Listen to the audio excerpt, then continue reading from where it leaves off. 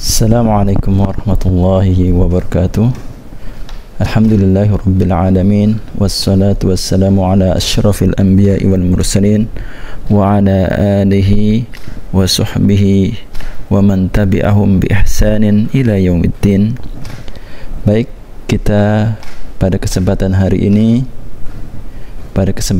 ini akan melanjutkan pembahasan dengan tema pertanian dalam Islam dari sebuah buku yang saya tulis, yaitu Ashabul Jannah. Kita akan mengupas tuntas masalah gadai sawah. Baik, sahabat petani muslim, barakallahu fikum. Suatu ketika engkau mungkin mempunyai kebutuhan yang mendesak, tetapi tidak memiliki dana yang cukup. Tidak ada pilihan lain selain meminjam uang. Namun ketika berusaha meminjam uang, ternyata engkau mendapatkan kesusahan dalam mendapatkan uang pinjaman. Melihat engkau yang penuh kekurangan harta, mungkin orang-orang akan berpikir dua kali untuk meminjamkan uangnya kepadamu. Mereka khawatir engkau tidak mampu melunasinya. Alhasil, akhirnya lahanmu yang merupakan harta kesayanganmu, tempat untuk membanting tulang, memeras keringat, malah dijadikan jaminan supaya engkau bisa meminjam uang. Akhirnya lahanmu lepas dari penguasaanmu dan digarap oleh sang pemberi piutang. Lalu bagaimana caranya engkau membayar utang jika engkau sudah tidak mempunyai lahan padahal engkau adalah seorang petani? Ini adalah pertanyaan yang sangat mendasar, yang sangat membuat hati ini terenyuh. Lahanmu digarap oleh pemberi piutang dan hasil panen pun buat dirinya, sedangkan engkau tidak mempunyai lahan garapan, tidak punya hasil panen, sehingga engkau makin sulit untuk melunasi utangmu yang sudah berjalan bertahun-tahun. Di lain pihak, pemberi piutang menikmati hasil panen lahanmu, sedangkan utang yang ada pada dirimu nilainya tetap tidak berkurang. Itulah gambaran gadai lahan, gadai sawah yang ada di sebagian masyarakat petani muslim. Apakah transaksi seperti ini dibenarkan oleh syariat Islam? Apakah pemanfaatan sawah oleh pemberi piutang tidak termasuk riba? Untuk membahas masalah gadai sawah ini, kita bahas hukum gadai secara umum terlebih dahulu, kemudian kita mengerucut ke pembahasan gadai sawah. Sahabatku petani muslim, barakallahu fikum, gadai sawah adalah jaminan atas utang dengan menggunakan sawah yang bisa digunakan untuk melunasi utang dari sawah tersebut atau dari harga jual dari sawah tersebut jika ternyata tidak mampu melunasi utangnya. Misalkan seorang petani membeli mobil ke petani lainnya seharga 100 juta dengan dicicil selama 3 tahun, dan dia menggadaikan lahannya. Mobil ini memang sangat dibutuhkannya, bukan buat gaya-gayaan. Sayangnya dia tidak mampu membayarnya secara tunai, maka Allah membolehkan jual beli dibayar secara tempo dan memperbolehkan penjual untuk meminta jaminan atas utang penjualan yang belum lunas tersebut dengan barang yang dimiliki oleh petani.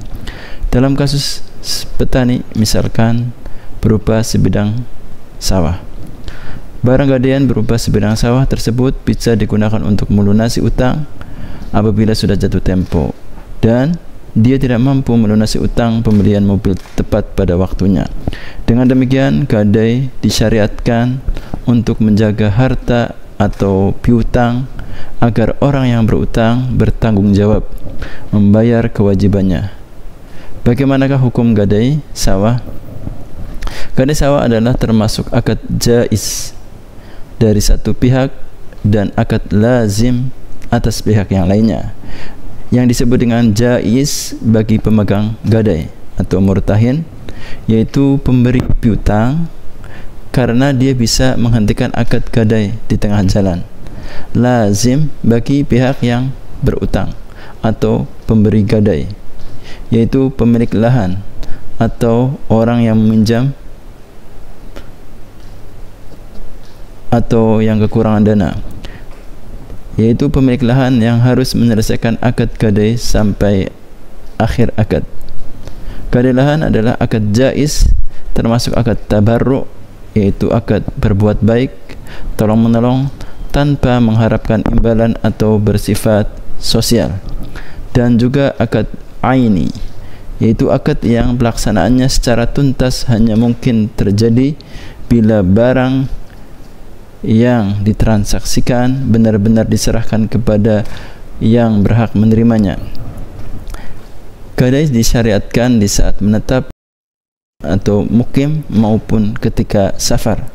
Gadai asalnya menggunakan barang, baik berupa barang yang diam seperti rumah ataupun sawah, bisa.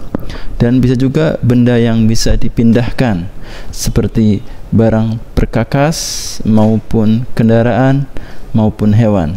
Allah Subhanahu wa taala berfirman, wa in kuntum ala safari wa lam tajidu katiban farihanun maqbudah fa in amina ba'dukum ba'du falyu'addi alladhi tumina amanatahu wal yattaqillaha rabbah wa la taktumus syahadah wa la taktumus syahadah wa man yaktumha fa innahu athimun qalbuh wallahu bima ta'maluna alim. Jika kamu dalam perjalanan sedangkan kamu tidak mendapatkan seorang pencatat, hendaklah ada barang jaminan yang dipegang. Akan tetapi jika sebagian kamu mempercayai sebagian yang lain, hendaklah yang dipercaya itu menunaikan amanatnya, yaitu utangnya, dan hendaklah dia bertakwa kepada Allah Tuhannya.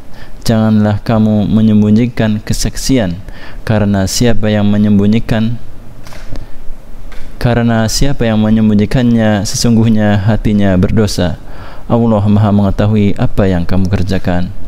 Surat Al-Baqarah, Quran surat Al-Baqarah ayat 283. Nabi SAW pernah membeli makanan dari seorang Yahudi secara bertempo, dan beliau menggadaikan baju besinya kepada orang Yahudi yang sama, orang Yahudi yang sama itu. Dari Ummul Mukminin Aisyah radhiyallahu anha, anna Nabiy sallallahu alaihi wasallam ishtara min Yahudiyyin ta'aman ila ajalin wa rahana dir'ahu min hadidin.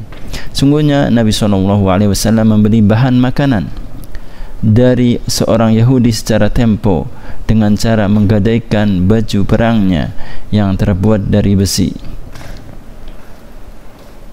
Hadis riwayat Al-Imam Al-Bukhari. Para ulama bersepakat bolehnya gadai ketika safar, dan jumhur ulama membolehkannya ketika menetap. Itulah dalil-dalil disyariatkannya gadai. Lalu apa saja rukun dan syarat gadai lahan? Akad gadai akan sempurna dengan 4 hal. Yang pertama ada 4, ya. Yang pertama adalah rohin, yaitu orang yang memberikan jaminan barang gadaian. Dalam gadai lahan berarti pemilik sawah. Rohinnya adalah pemilik sawah. Yang kedua adalah murtahin, yaitu pemegang barang gadaian. Dalam hal ini adalah pemberi piutang. Inilah yang memegang sawah. Yang ketiga adalah al-marhun, atau barang yang dijadikan jaminan. Dalam gadai sawah, maka sawahlah yang merupakan al-marhun. Kemudian yang keempat adalah al-marhun bih, yaitu utang yang memerlukan jaminan, yaitu nilai pinjaman. Akad gadai akan menjadi sah jika memenuhi syarat sebagai berikut. Ya, sekarang kita lihat syarat-syarat dari gadai. Yang pertama adalah hendaklah rohin adalah orang yang boleh melakukan transaksi. Yang kedua, adanya ijab dan qabul di antara dua pihak. Yang ketiga, diketahui kadar, sifat dan jenis dari barang yang dijadikan barang gadaian.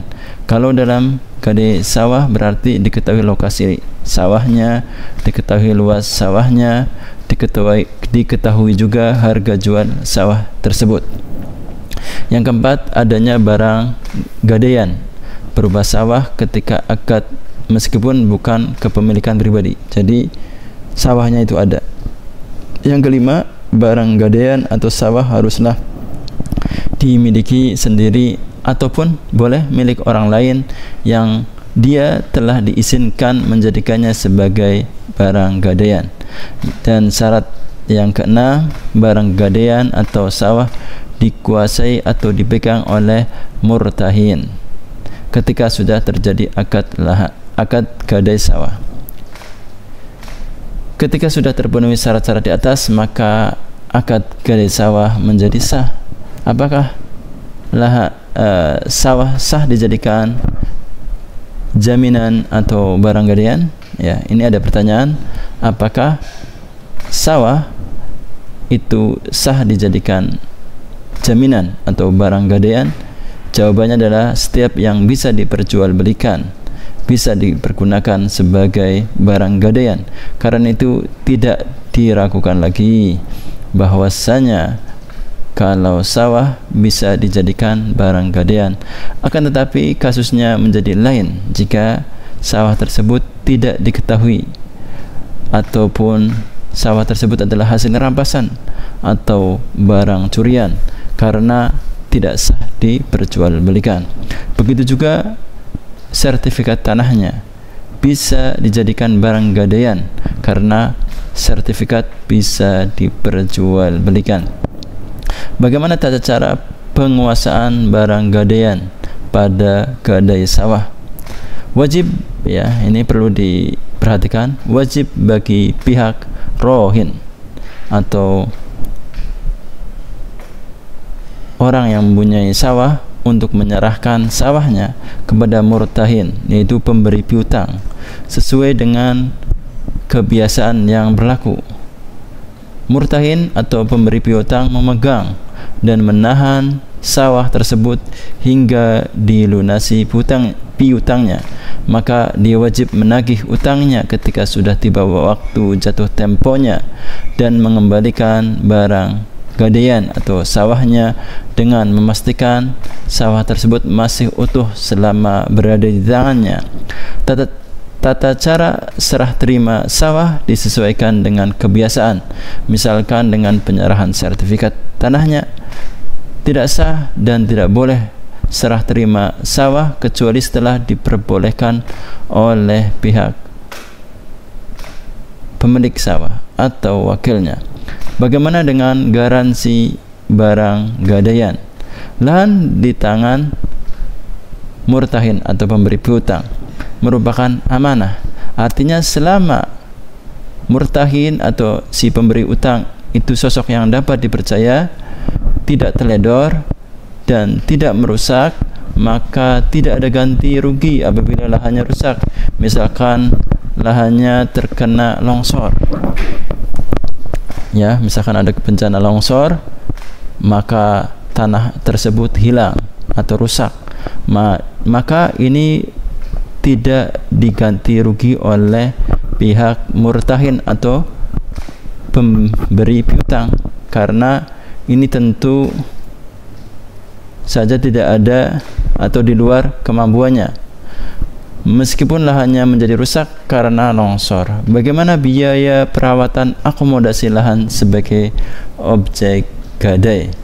Perawatan lahan yang menjadi objek gadai adalah kewajiban rohin. Jadi selama dipegang oleh murtahin, pemilik lahan, pemilik sawah masih diwajibkan untuk merawat sawah tersebut. Begitu juga biaya untuk menjaga lahan dan juga hasil panen lahan. Apabila yang melakukan perawatan dan penjagaan sawah adalah murtahin, maka dia boleh mengambil hasil lahan tersebut senilai biaya yang dikeluarkan dalam perawatan sawah. Bagaimana hukum hasil panen sawah yang digadaikan? Hasil panen sawah menjadi milik rohin karena dialah pemilik asli sawah tersebut. Maka hasil panen sawah tersebut adalah miliknya dan untuknya, bukan menjadi milik murtahin atau pemberi piutang. Lalu bagaimana hukum memanfaatkan lahan atau memanfaatkan sawah oleh pemurtahin atau pemberi piutang? Barang gadaian berupa lahan atau sawah adalah amanah di tangan murtahin atau pemberi piutang, sehingga tidak boleh dia memanfaatkannya.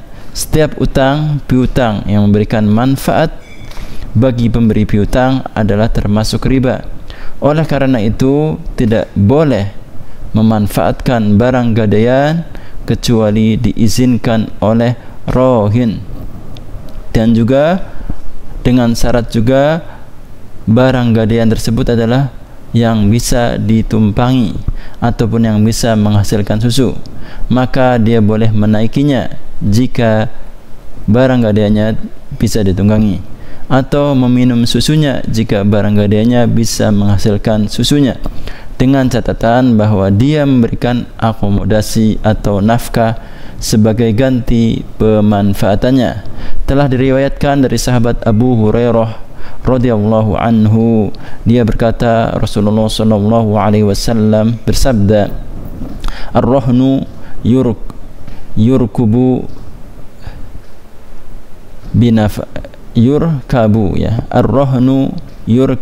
binafaqatihi idza kana marhunan wa labanud dar yushrabu binafaqatihi idza kana marhunan wa 'ala alladhi yarkabu wa yashrabu an-nafaqah.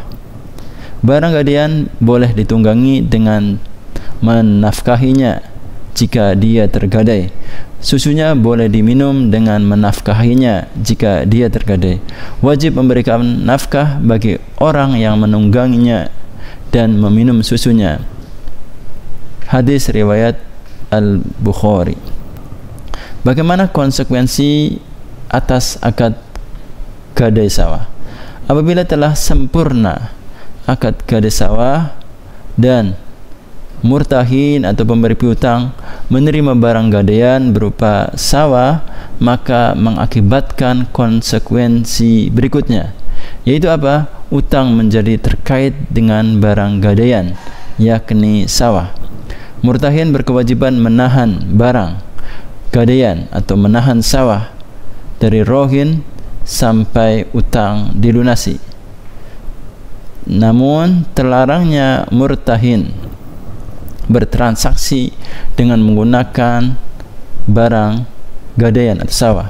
Tidak boleh memanfaatkan barang gadaian itu sawah oleh murtahin kecuali barang gadaian yang bisa ditunggangi atau diperah susunya.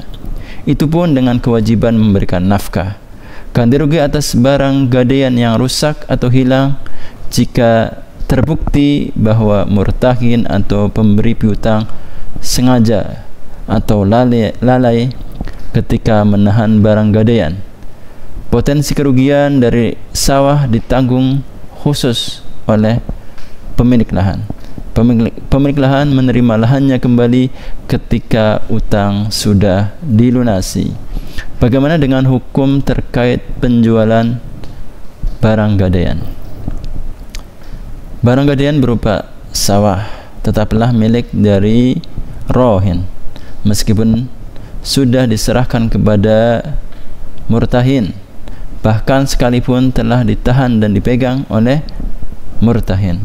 Karena itu yang bisa menjual barang gadaian atau sawah tersebut adalah rohin atau pemilik sawah, yaitu petani. Tetapi ada kaitannya dengan hak murtahin. terkait dengan keberadaan barang gadaian di tangan murtahin sehingga pelunasan utangnya. Kerelaan dan izin dari murtahin diperlukan ketika rohin berniat menjual sawahnya.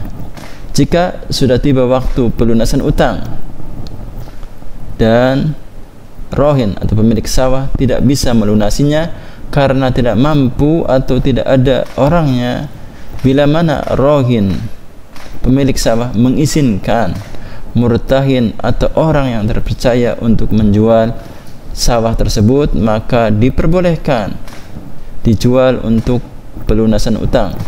Bila mana pemilik sawah tidak mengizinkan, maka perkaranya bisa dibawa ke pihak pengadilan atau hakim. Kemudian hakim atau pengadilan memaksa pemilik sawah melunasi utangnya atau menjual sawahnya. Jika tidak juga dilaksanakan, maka pihak pengadilan menjual sawah tersebut untuk digunakan untuk melunasi utang dan mengembalikan sisa penjualan sawah tersebut kepada rohin atau pemilik sawah. Kapankah akad gadai sawah dinyatakan berakhir? Akad gadai sawah selesai jika yang pertama, rohin atau pemilik sawah melunasi utangnya kepada murtahin.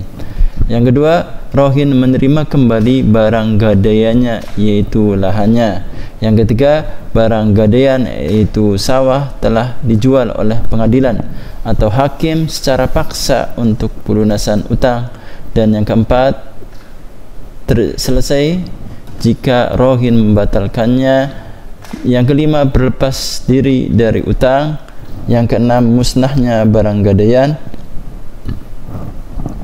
Yang ketujuh, terjadi transaksi atas barang gadaian, baik itu dijual, beli, disewa atau hibah dengan kerelaan dari kedua belah pihak.